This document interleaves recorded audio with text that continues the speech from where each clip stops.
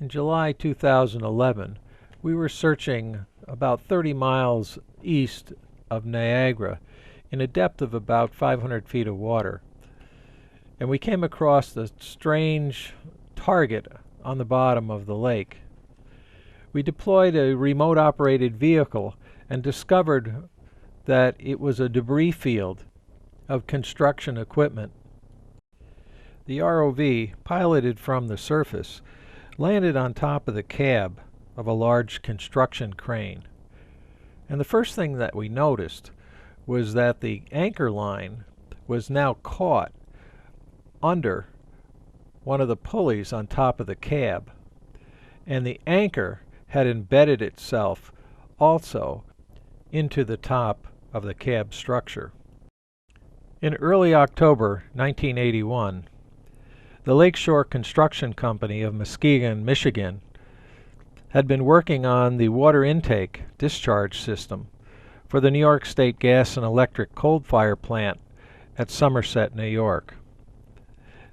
They used a work barge, Western Brave, loaded with a large crane and other construction equipment. When a storm began to build in strength, the lakeside construction of the power plant was halted, and the barge with 11 people on board was to be towed back to Toronto.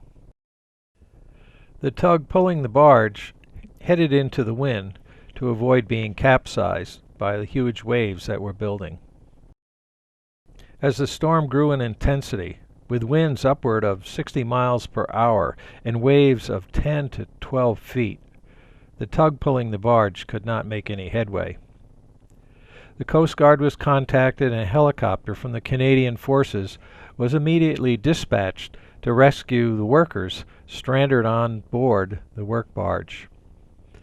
Within 20 minutes of their rescue, the barge capsized, spilling the entire deck load of construction equipment into the deep depths of Lake Ontario.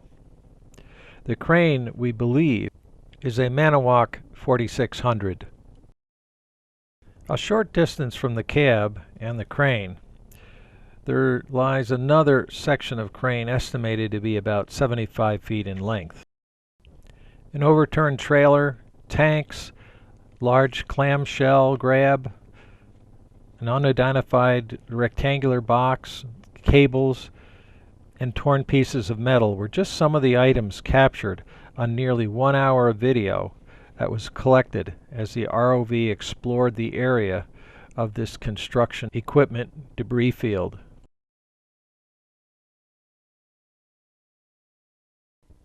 The barge continued to stay afloat all during the storm and traveled another 25 miles east, coming to rest in about 30 feet of water near the Eagle Marina located at Kendall, New York. A few days following the storm, the Lakeshore Construction Company had the barge towed back to Toronto. And it appears that the Western Brave barge still exists today.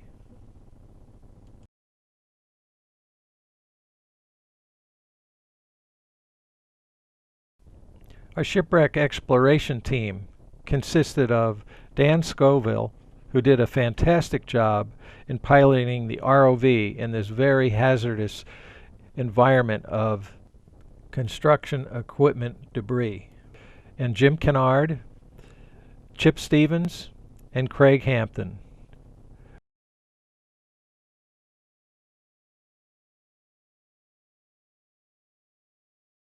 We hope you've enjoyed this presentation of the lost deck cargo that we found in Lake Ontario.